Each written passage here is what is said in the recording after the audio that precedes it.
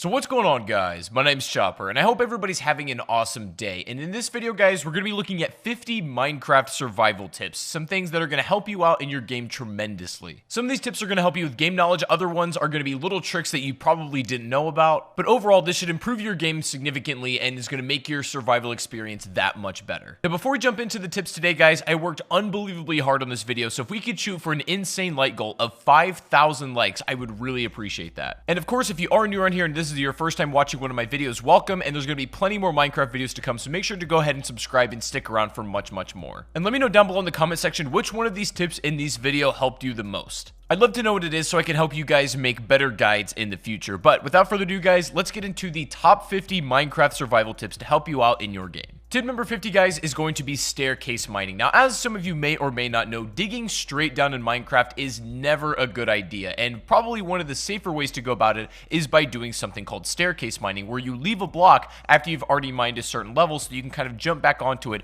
after you've gone deep enough and you want to get out. What this ends up doing is it makes it a lot safer so you don't fall, and also makes it tremendously easier to escape once you're done mining in that particular cave. So in general, I always recommend you incorporate some kind of staircase mining depending on where you're going. Tip number 49 is a nice little trick that will save your life when using a water bucket. Now, in general, I recommend you carry a water bucket, and we're going to talk about all the things you can do that are useful with that a little bit later. But one certainly thing you can do if you're falling from a high up place is to save yourself by placing water at the right moment before you hit the ground. And the way you do this is spam your jump button and also spam your place button as you're falling. And just before you hit that last block, that water should be able to save you and you'll take no damage at all. Number 48 is going to be to isolate your ores when mining. For example, I'm going to show you right here what this could look like if you stumble across some diamonds and they're maybe in a little bit of a rough spot. That could be dangerous if you lose them and you mine them in the wrong spot. The best way to do this is to cut out everything around it so the block is sort of just hovering, and then when you know it's safe, you go ahead and pick up that very valuable ore, because the last thing you'd want to have happen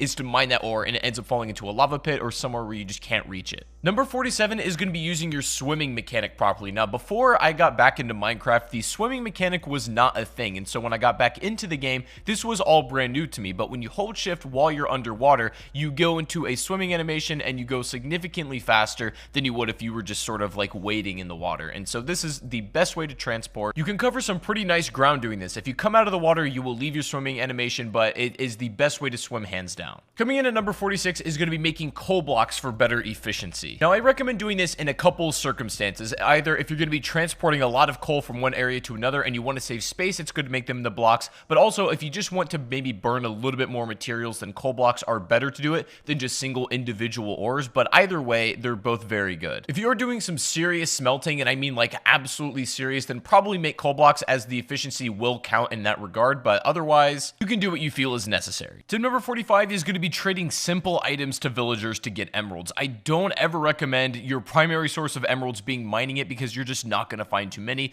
If you trade simple items like some vegetables or whatever you have at your hand to get some emeralds to begin with, trade up with some other villagers, and then eventually work your way up to maybe getting diamonds from some of them or just some really top tier stuff, that is the best way to make use of all your excess items you don't want, and then also use your emeralds, because you can't make tools out of that kind of stuff. You also really have no other use for emeralds besides maybe decoration, but I really recommend using those as a currency to get good stuff from the villagers, after trading your throwaway items, of course. Tip number 44 is going to be using your gold nuggets to make healing items. Odds are, after you've done quite a bit of mining, you're going to end up with a bit of excess gold, and clearly you're not going to really want to make that your primary source of tool making. So what you can do with all that excess gold? Making gold nuggets and then placing it on a lot of your food items is going to be the best healing item you could ever give yourself. Golden healing items are the best thing to have against the fight if you're facing a really difficult enemy, or if you're just in a lot of trouble and you don't want to lose your stuff and die. A gold healing item can instantly restore you back to full health and can save you from a lot of bad scenarios. Number 43 is going to be using redstone to make safety doors. Now, the best way to do with all your excess redstone is to maybe make some kind of safe for your valuables,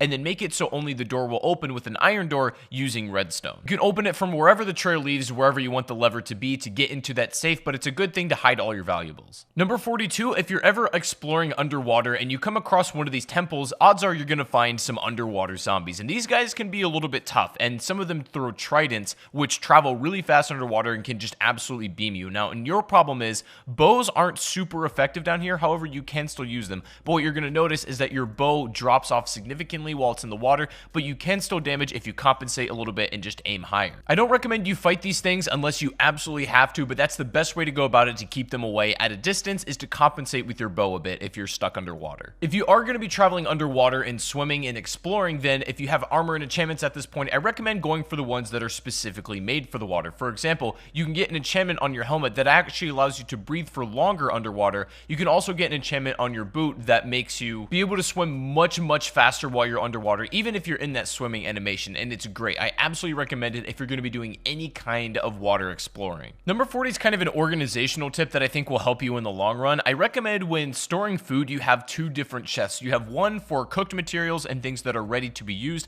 and then you have another chest for raw materials, just so when you kind of mix things up together, it gets a little bit disorganized. And if you do it right, making food, keeping the production up, and then also organizing your raw and then cooked resources makes your life way easier. Speaking of food, tip number 39 is going to be opening up multiple food sources for yourself. Now, it might take you a little bit to get to this point in the game, but eventually you'll have enough of a farm where you'll have a bunch of vegetables going at once. You can even have an animal farm for some just like extra sustenance. If you're able to set up multiple farms and you do them right, you'll never ever have to leave your house for food, and it's just almost an infinite generating source. Combine that with the fact that when you organize your food properly, then you'll never ever have to worry about food again, and you can focus your time on other stuff. I recommend setting up as many vegetables as possible, as well as having like both a pig and cow farm at the same time. Tip number 38 is going to be taming yourself a wolf and having it as a companion. Now, you can do this with multiple animals that will actually be your companion if you do it right. Like, for example, you can tame a llama if you so wish, and you can tame multiple animals as well, but definitely one of the essentials is to tame a wolf, have it as your companion, because it'll do so many great things for you. It'll follow you wherever you go. It'll fight for you if you start attacking something, and can be like a second hand in saving your life. Keep in mind, you cannot bring them to the Nether, unfortunately, so they're going to have to stay in this part of the realm, but you can leave them in your house if you like as well. And as a side note, I just think they're honestly pretty cool to keep around. Number 37 is remembering that you can use excess wood as fuel if you so need to. Now, I don't recommend this for most players because odds are if you're able to gather enough coal, you're never going to need to use this. But a lot of people forget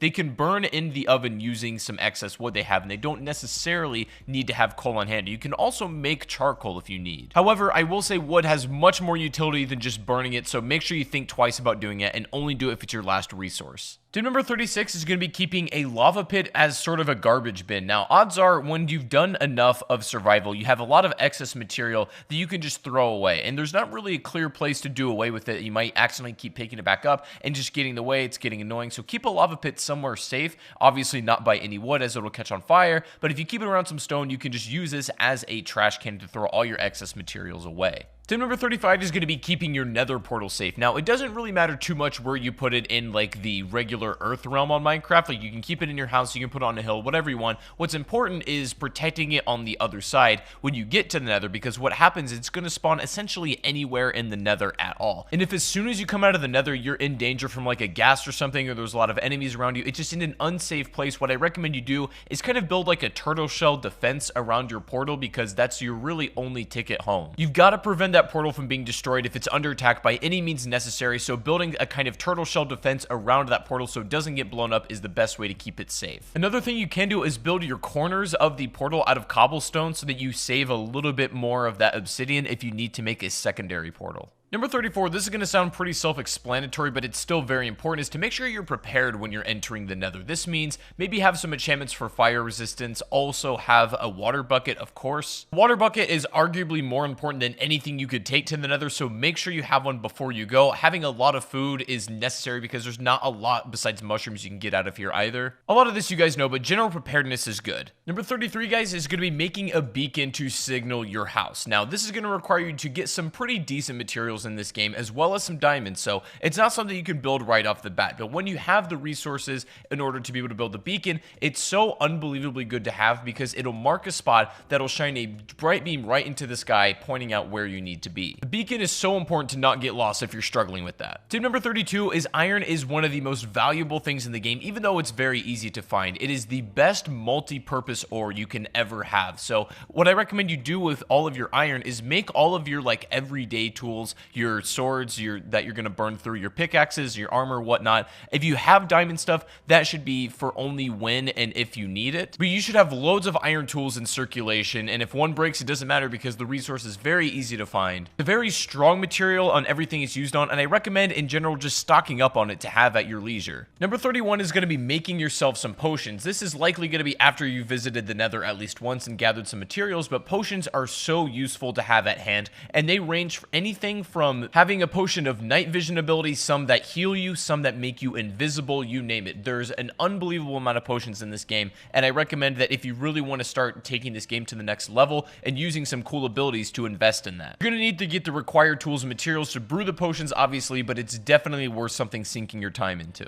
Tip number 30 is going to be looting desert temples if you're ready and you know what you're doing. Now, this is basically like a big noob trap here. If you don't know what these are all about, it'll present to you a chest at the bottom of the temple that looks very easy to get. But as some of you experienced Minecraft players, you'll know that this is a trap and you'll end up dying. The whole temple will essentially explode if you kind of fall into the trap. But clever players know a way around this, and you can actually get the loot out of it. Some of the loot you can find are things like saddles. You can find horse armor. Some really rare and interesting items can be taken from these desert temples, but they obviously do come with a risk if you're going to be approaching them. And that leads nicely also into tip 29, which is going to be raiding woodland mansions also if you know what you're doing and if you're ready. The thing is, these woodland mansions are a little bit hard to raid and kind of come away with it alive, but if you're able to do so, most likely you're going to come away with a totem of undying, and essentially this is an item that if you're holding it in your hand and you take a death, it will instantly revive you. Minecraft right now, this is really the only way to cheat death like that, and it's probably the best item in the entire game. Again, looting a desert temple or trying to raid a woodland mansion both come with their risk, but they certainly have great rewards if you're able to do them correctly. Number 28 is going to be crouch walking backwards when fighting spiders, as it's going to make them a lot harder for them to hit you. This works best on spiders, of course. All enemy types aren't going to have a hard time if you're crouch walking backwards, but if you're specifically fighting a bunch of these, then this might not be a bad thing to do. Tip number 27, we talked about the benefits a little bit, but I'm going to go into more detail here. Carrying a water bucket for literally doing anything is a must-have, especially when mining.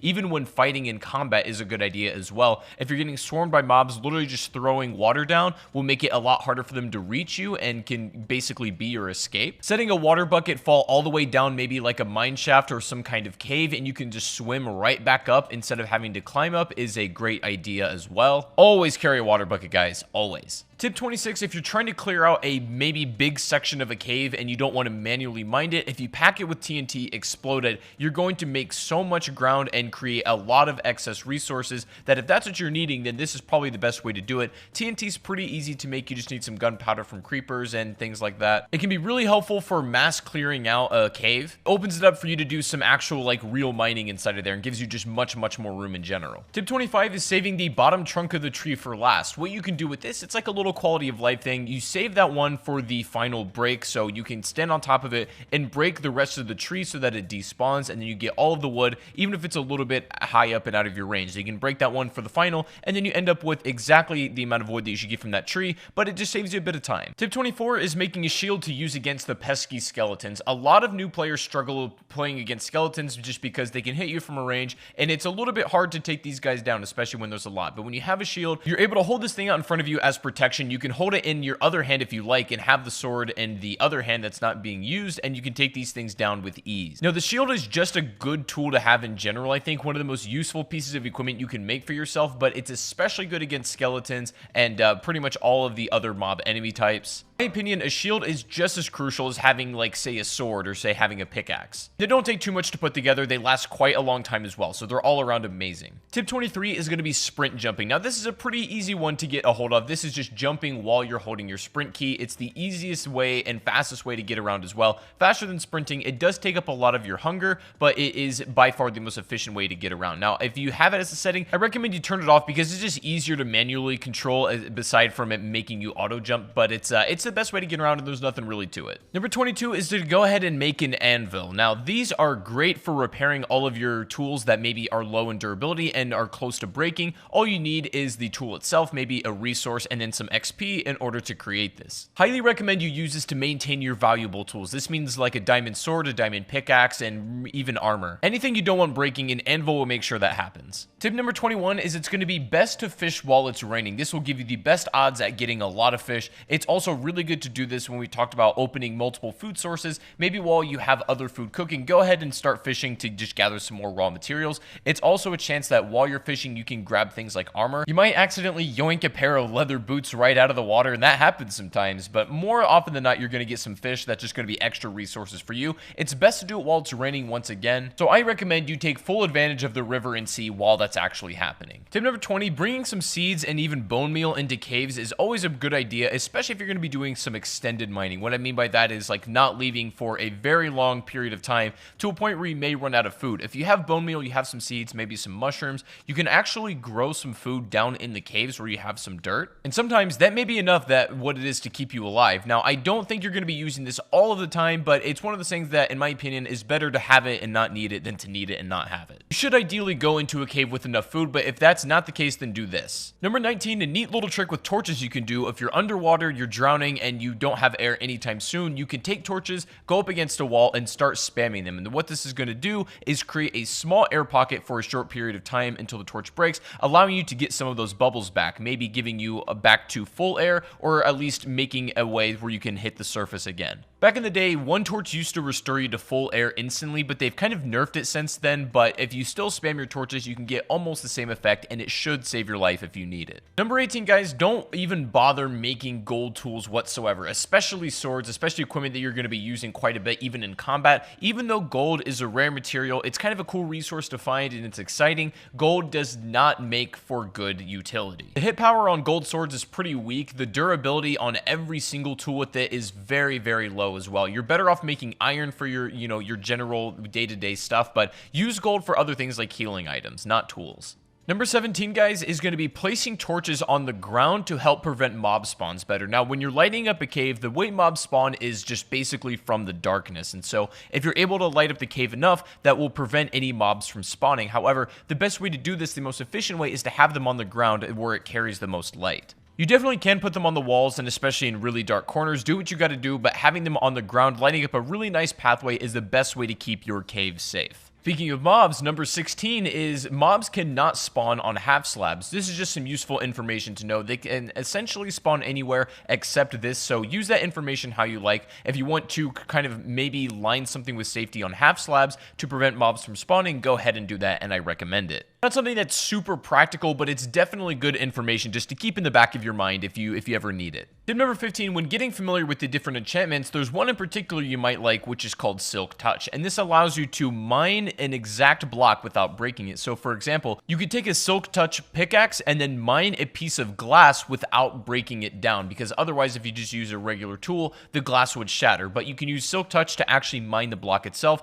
and this goes for anything in the game using that Silk Touch enchantment. Also, speaking of enchantments, tip number 14 is I recommend you get another enchantment on your pickaxe called Fortunate before you mine diamonds. What this is going to do whenever you come across some diamond ore is you're going to net more diamonds out of that ore than you otherwise would without Fortunate. It's just a good thing to have in general. Tip 13 is going to know that different foods grant you different saturation levels. So for example, some lighter foods like an apple or a carrot are not going to last as long in your hunger bar as like more heartier food like a golden apple per se, or even like a steak or a pork chop. These things mean that the hunger bar will last longer. It's more of a heavier food essentially. So that's why sometimes you might eat like a lot of bread, but you realize your hunger bar goes down pretty quickly and you're wondering why, rather you eat a steak and it lasts significantly longer. That's the reason. Tip number 12, if you're going to be growing sugarcane, which I recommend you do because it's a great resource, is to grow on sand. People claim that this is the best way and the fastest way to grow sugarcane, and the reason you want the resource is because sugar is not only an important ingredient in making cakes, but it's also really good for trading with villagers, as oftentimes that's what they want. Having a block of sand in contact with water, maybe near your house or by your farms, is probably the easiest way to go about it. Number 11 is keeping your hotbar organized. This is important, and there's no really right way to do it. You do whatever feels comfortable to you, but for me, I like to keep my sword in my first slot, either my pickaxe or my bow in my second,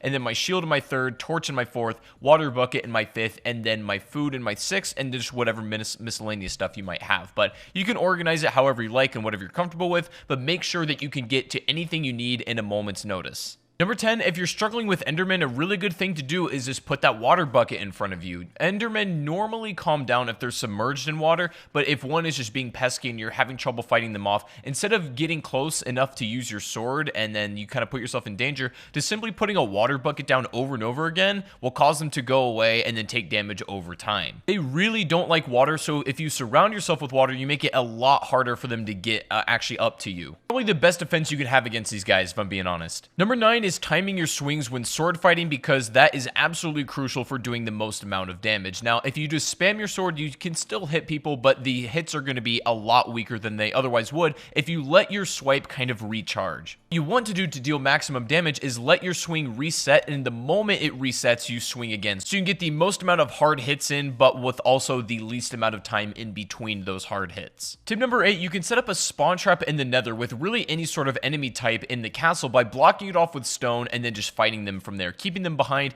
keeping a spawn portal on the other side. You'll have infinite enemies and you can kill them at your leisure without really being in any danger. Infinite XP, and it's an amazing way if you just want to upgrade armor, make potions, that kind of thing. I really recommend you set up at least one of these. Number 7, upon defeating a raid, you'll be granted with the effect called Hero of the Village, and what this allows you to do is reduce the cost of the first trade with any villager by 30%, and it's something that's really going to be extremely useful. If you're trading something valuable, maybe in order to get diamonds, it's great for that. If you beat a raid, take advantage of this effect as much as you possibly can. Tip number 6 is keeping your ender eyes or anything extremely valuable in an ender chest. You can hide it somewhere in the world where it's basically no chance of being destroyed. Put the other side in maybe like your safe house, and the thing is, between these two chests there's a connection, so you can pull any items that are in that ender chest from either side, and this is the best way to keep ender eyes just in case one chest gets destroyed. You don't lose all of that progress. You won't have these right off the bat, but definitely invest in some ender chests when you can. Tip number 5, make sure you use your crouch walk when you're crawling through tight spaces, or if maybe you're high up on an elevation with a chasm underneath you. When you're crouch walking, you have zero chance when you're holding that crouch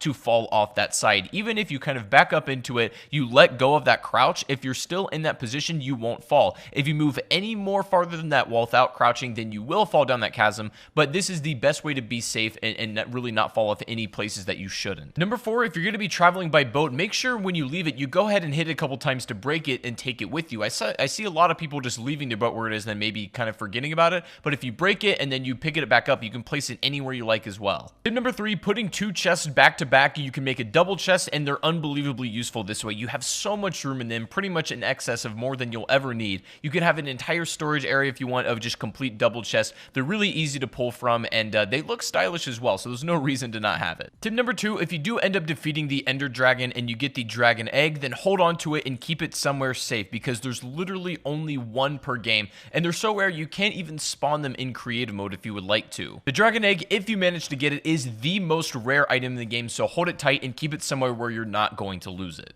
Now finally guys, coming in today at the number 1 spot, if you've made it this far in the video, then let me know in the comment section just by leaving a smiley face. I'd really appreciate that. Thank you so much for watching if you made it to the end, but the number 1 survival tip I can give you guys that it's really going to help you out practically is to make yourself a compass and a map. These, I think, are by far the most important tools you can do for yourself, especially if you're new to Minecraft, you're a little bit of a beginner, and you just want some extra tips for surviving in this game. What a map is going to do is basically mark out exactly where you are, maybe where your house is, and the general vicinity of the area surrounding you. Now, the compass, if you get too far to the range of your map, will give you the general direction of which you need to head in order to get back home. These two tools in combination, even if you want a clock, which can be helpful, it's more or less just decoration, but these two tools in conjunction will make it so that you never ever get lost in this game, and so they're unbelievably helpful, and I cannot recommend them strongly enough. But guys, that is going to be 50 Minecraft survival tips in 2019. I really hope this did help. If it did, make sure to leave a like. As I said, we're going to go for 5,000 likes on this video, and I'd appreciate that so much. And if you want more Minecraft videos like this, make sure to go ahead and subscribe and stick around, as there's going to be much more on the channel. Let me know in the comment section which survival tip helped you out the most, and if there's any Minecraft survival tip that you think I should have included in this video and I didn't, let me know what that is down below in the comment section as well. But I hope you guys enjoyed. Make sure to subscribe and stick around, and I'll see you guys in the next stream or the next video. Take it easy, and peace out.